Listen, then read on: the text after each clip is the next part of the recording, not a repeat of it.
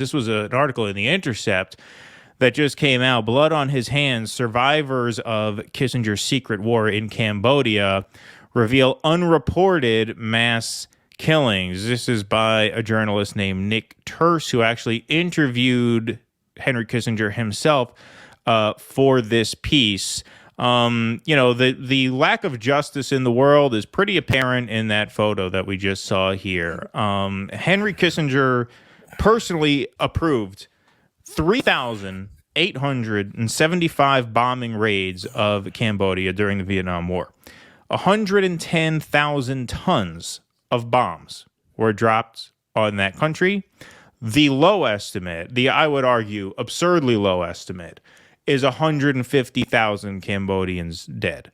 The estimates range as high as about 500,000, which I think is much, much closer to the actual number, especially since, according to this new reporting, obviously the damage is even worse than initially reported. But as we all know, it was called Operation Menu. Those were the Cambodia bombings, the B-52 raids.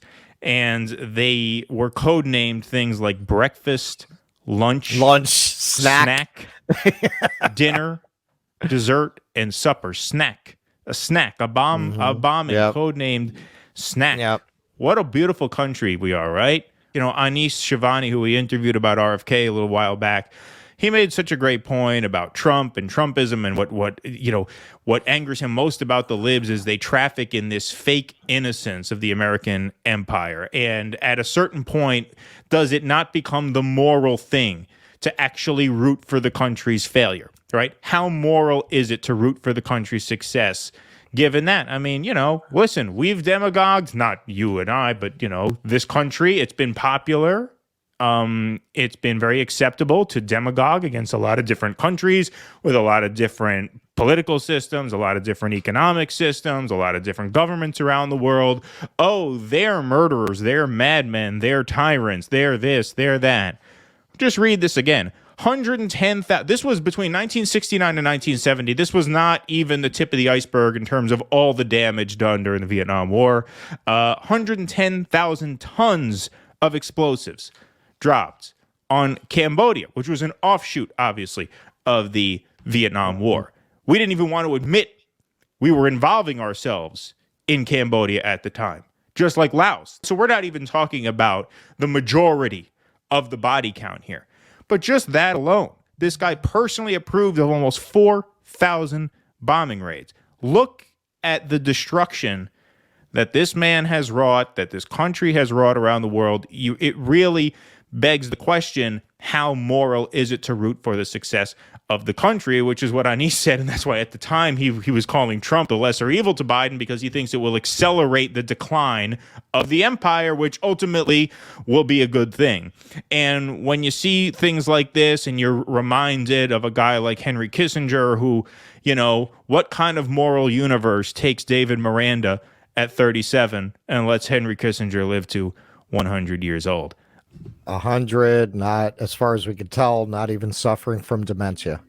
No, he's still sharp. They interviewed him about foreign policy at the birthday party. Yep. Still this celebrated senior statesman, Hillary's mentor there, her buddy. When we pose as more moral than these other countries, Henry Kissinger is like Exhibit A. I don't know if you've read Christopher Hitchens' The Trials of Henry Kissinger. I've read parts of it. I didn't read the whole thing, but I have perused it. Yeah, it's. I read the Cambodia chapter actually. Yeah, it's very good. It's, as you would expect, very damning. Kissinger is a war criminal. He belongs in The Hague along with Bush and Rice and many other people who are walking around free. This is part of what you're seeing come up with the war in Ukraine, where the rest of the world isn't buying our moral framing of this. And for that matter, a lot of the world didn't buy it with Iraq either, right? Because they are not ensconced in our media propaganda about the United States as this moral actor on the world stage. And you're right, even very often people who think of themselves as liberals buy that shit. A lot of our people have probably seen this. What was that show that was about like a news organization where this monologue went really viral, where the guy's I know talking about how America used to be great? Oh, yeah. No, I could monologue about this for a while. I'll give you the short version. Yeah. So the show is called The Newsroom, starring Jeff Daniels, written by Aaron Sorkin, who created The West Wing, which the liberals also love. And he goes into this 3-minute monologue about how America is not the greatest country in the world. And the libs' minds were so blown by that. They're like, this is the most honest 3 minutes of television you'll ever see. I'm like, I could have written you that monologue when I was 16. Well, but as soon as the Iraq War started, I could have written you the exact same monologue as a relatively uneducated teenager.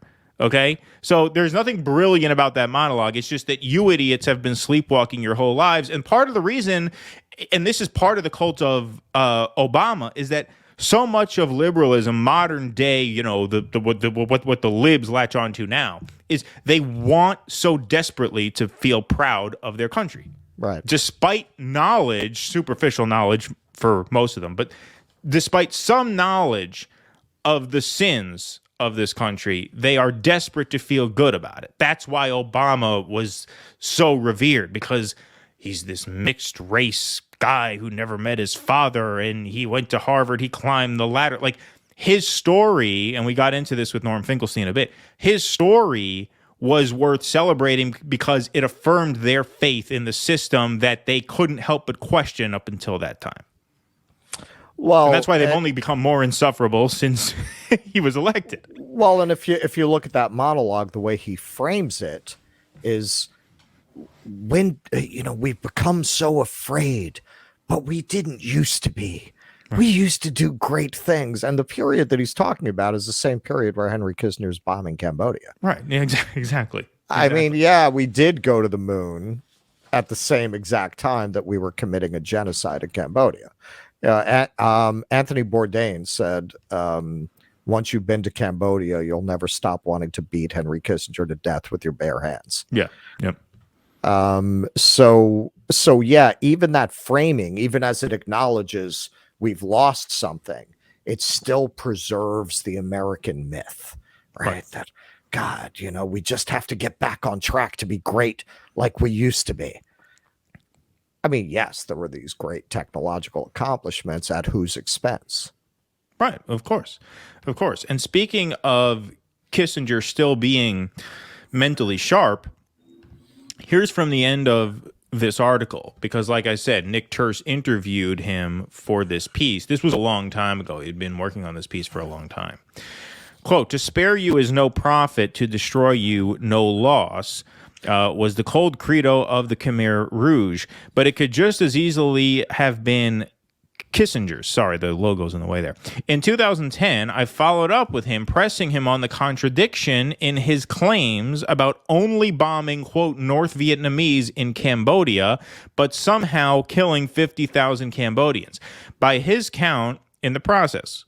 Quote, "We weren't running around the country bombing Cambodians," he told me. "The evidence overwhelmingly demonstrates otherwise, and I told him so." "Oh, come on," Kissinger explained. Now, this was 13 years ago, so what was he, 87 at the time? "Oh, come on," protesting that I was merely trying to catch him in a lie. When pressed about the substance of the question, that Cambodians were bombed and killed, Kissinger became visibly angry. "What are you trying to prove?" he growled, and then when I refused to give up, he cut me off. "Play with it," he told me. "Have a good time." Gave him a little sarcasm. So there you go. Not a man who is sat and reflected. I thought of that sound drop and I'm like, oh man, it's a pity we haven't gotten to use that on Henry Kissinger yet. But there you go. No remorse. That's only the second time we've used that one. We only reserve that one for the worst people on earth. Exactly. And Henry Kitt will definitely be playing it when he finally fucking dies. Jesus. We weren't running around the country bombing Cambodians, he told me. Wow. Please clap.